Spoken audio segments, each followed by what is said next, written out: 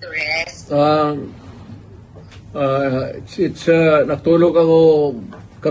Natulog kami buong araw, ma'am. That's nice to hear. Okay, sir. Unang-una, how are you po? Talagang ang daming gusto magtanong, kumusta po si President Duterte? Sa awa ng Diyos, okay ako. Wala ka. Okay, sir. Hindi na po ako magpapaligoy-ligoy pa, sir. Nitong weekend, lalo na kahapon, ang dami hong nagulantang at nagpanik dahil dun sa balita. Ano po ba talaga ang nakarating sa inyo, sir? Meron daw po ba kayo talagang warrant of arrest? Ano po? Alam mo, ma'am, what is circulating in the city of Manila, it's almost the same that's being bruited around dito because of the, communications. Very easy. As a matter of fact, it's almost instant. Ilang segundo lang.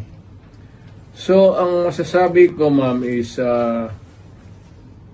though I do not claim ignorance about the moves before and long before and after a few months of respite, nandiyan na naman yung issue. So, I guess this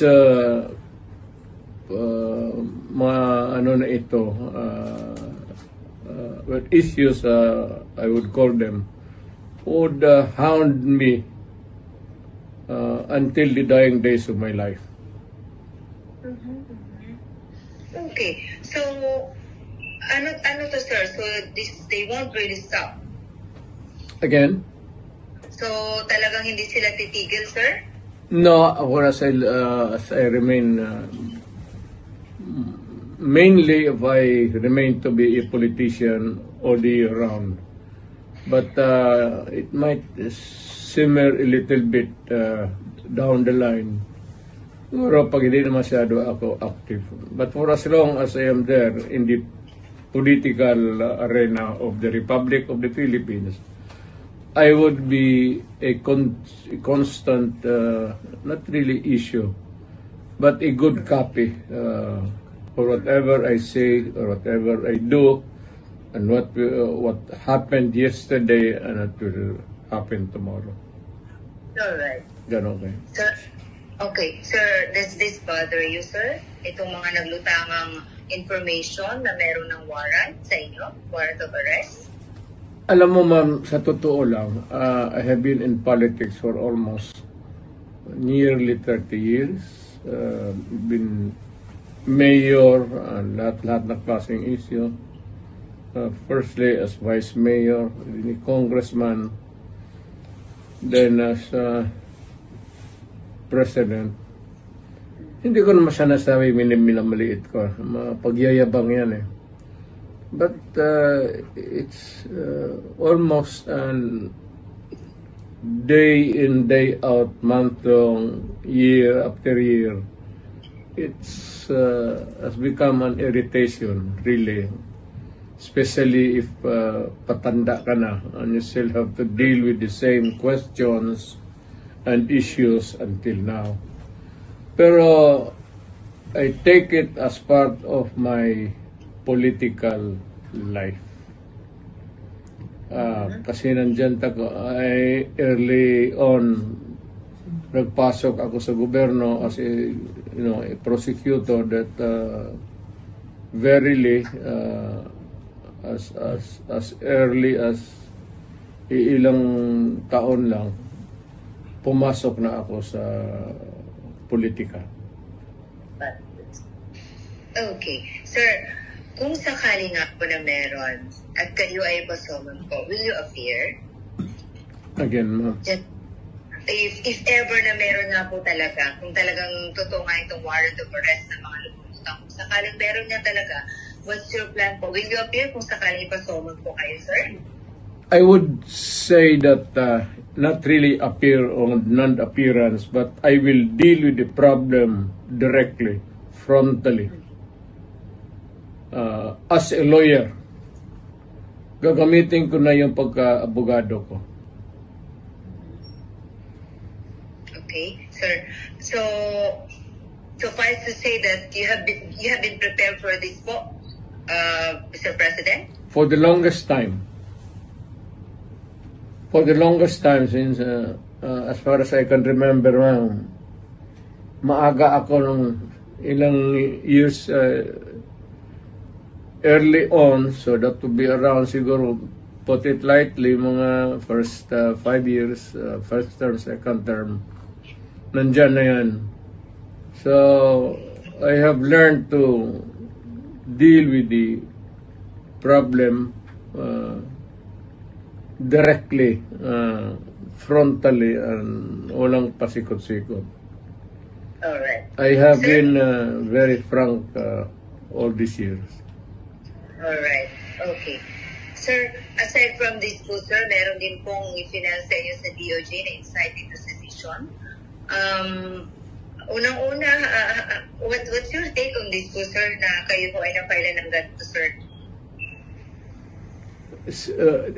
Is it the sedition ngayon? That's different, sir. Sir, from ICC, sir, meron din po, di ba, sir, may pinal din po sa inyo inciting sa DOJ? Inciting to sedition? Wala akong alam yan. Ngayon lang. Alam ko na may plano na idemanda ako, pero specifics, ngayon ko lang nalaman. Yun naman sa ICC, matagal na yun.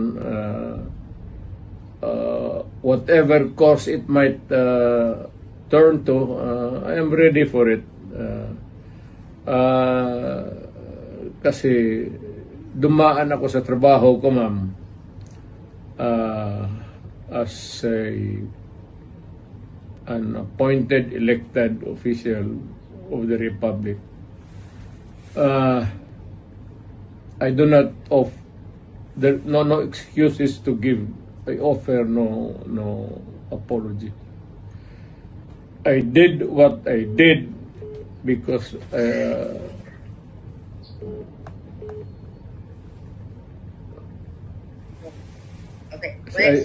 to continue, I said I did what I had to do kasi trabaho ko at ginawa ko. Whether or not it would run me down or push me up, it's too early and it for history to make the accurate count. Wala ako. I do not want to judge myself, except that I answer the problem, the questions, whenever it crops up. Alright. Okay. Sir, amidst all these, issues about your, the arrest warrant po ng ICC, pinag-uusapan din po ngayon, syempre, yung impeachment po ni VP. Is it true that are you really going to join his defense panel, Mr. President? In her, rather, defense counsel po. In her defense team. Yes. You still join, sir? Pero Yes. you want the defense, the lead counsel anymore, sir? Well, I will deal with the multiple problems as they come along. And there will be a lot of them. But the basic issues remain the same. Alright. Sir, nakapag-usap na po kayo ni VP? She was beside me a few minutes ago, after dinner. Alright, it's good to hear you had dinner together. Sir, ano pong pinayo niyo sa kanya, sir? If there's any po. Na pag nawala ako sa political scene, either natanggal ako o namatay ako or whatever, for any reason, sabi ko sa kanya, hiningi ko na sa Pilipinas na tulungan ka pagdating ng panahon mo. At tumakbo ka ng presidente. At continue. Hindi ko hinarang yan, ma'am. Ngayon na lang. Of late. Because I think I'm pretty with this kind of problem pa ulit-ulit. Sabi ko, sige, sundin mo na for all the unanswered issues, ikaw na ang magpatuloy ng sumagot.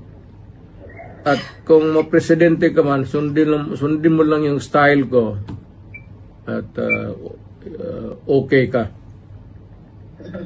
Huwag kang matakot, sabi ko, makulong ka. So did you say sundin ang style mo? Oo.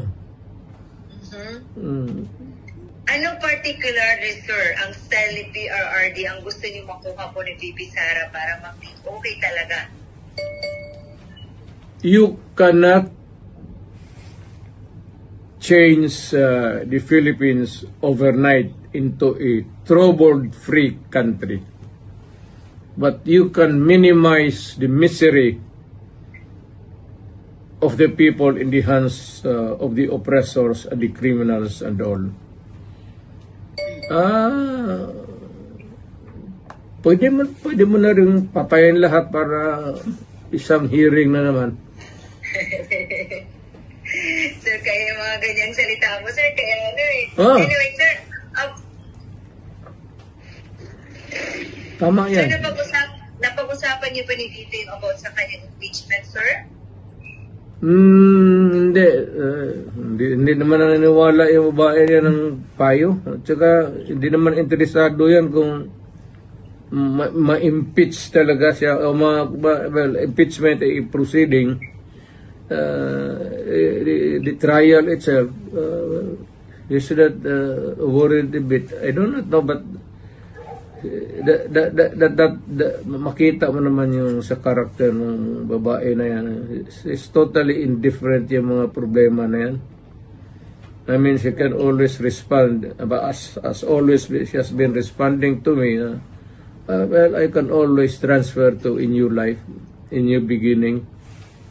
Ganon yan siya eh. So, pagka ganun ang kausap po ang tao, hindi mo mabigyan ng payo.